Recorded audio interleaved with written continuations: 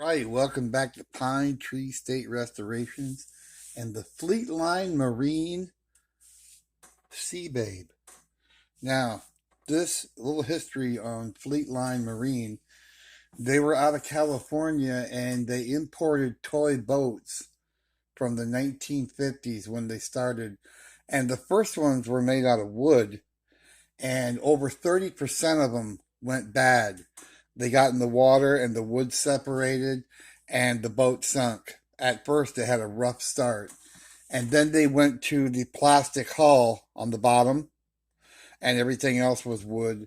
And they got really, really good after that. They made several different models. Probably the rarest one is the Sea Rocket, and they sold out in 1962 to Craftmaster, and they started making cheaper boats. But for a while there, these Fleetline boats were the bomb. They were the ones to have. Now it says on here lake, stream, ocean, pool. I highly doubt whether you'd want to put one of these in the ocean. They don't have enough power with 2D batteries to power this through any kind of waves. I could see you using it in a lake, never even have enough power probably to go upstream.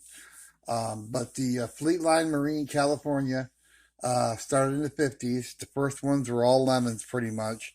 So if you find an early one with a wooden hull that hasn't been in the water and it's in mint shape, of course it's going to be valuable. Now what goes wrong with these things is there's a little grain of wheat light bulb in that searchlight right there. And there's a lot of contacts in there. Take one of these batteries out.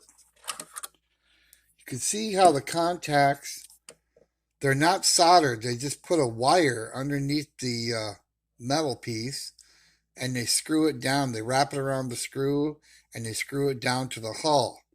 Also, the motor right here, it's not a very high torque. I call this a long magnet motor. It's not a very high torque motor, but it's an efficient motor.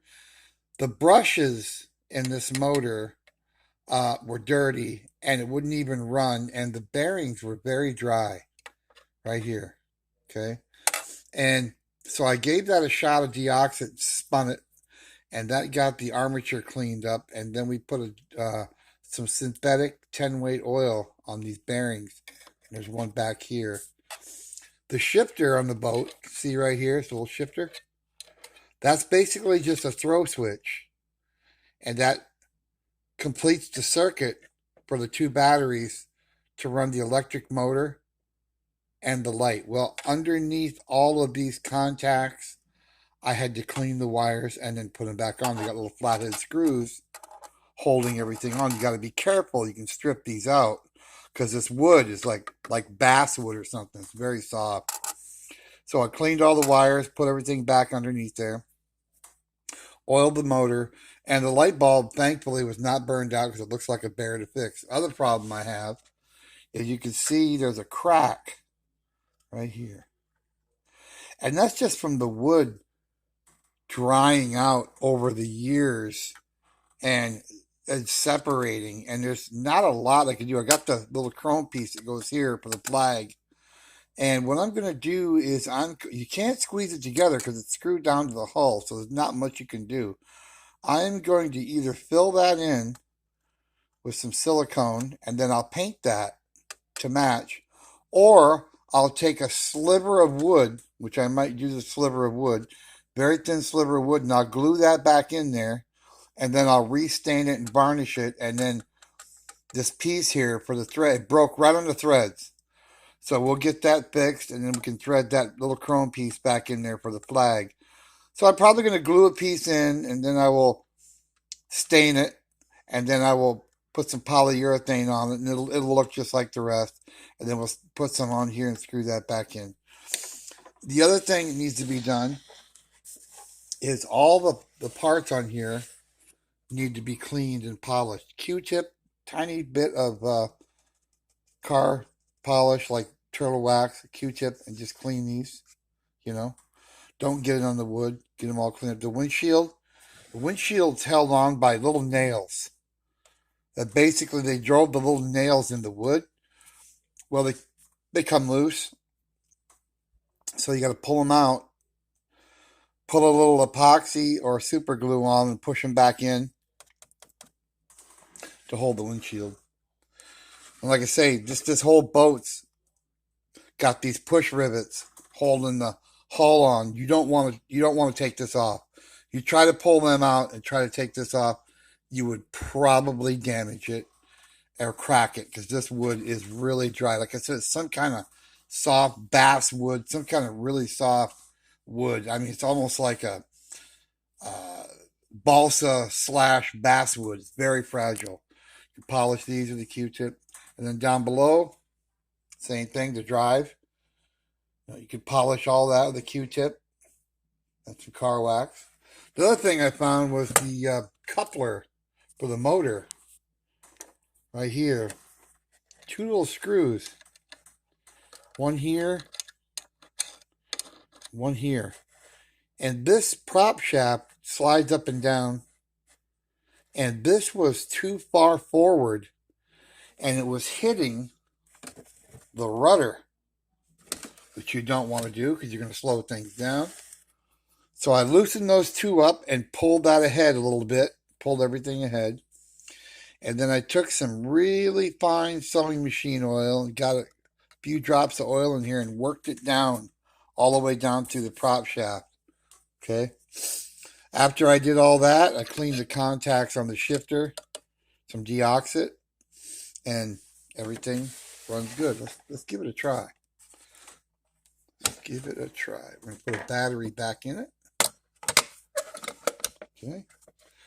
Put a battery in there. And then we're going to kick the shifter on. Move the headlight.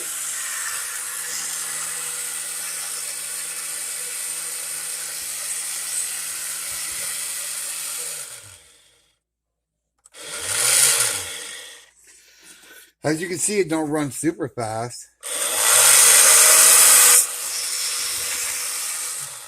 I imagine it has some power, but not enough power to be in the sea, that's for sure. And then this cover here, also you can see it's made out of some really soft wood. Just goes back on here like that. Covers up the batteries. I believe that's the correct way, or is it this way? Oh, it's definitely that way. They used a lot of nails and stuff to put all this together. You can see the little nails. Alright. Kind of interesting how they built it. But she's all running now. This was this here boat got brought in. It was his dad's boat. And his dad passed away, and he's had it for decades. And he wanted it running again and cleaned up because he might run it with his son.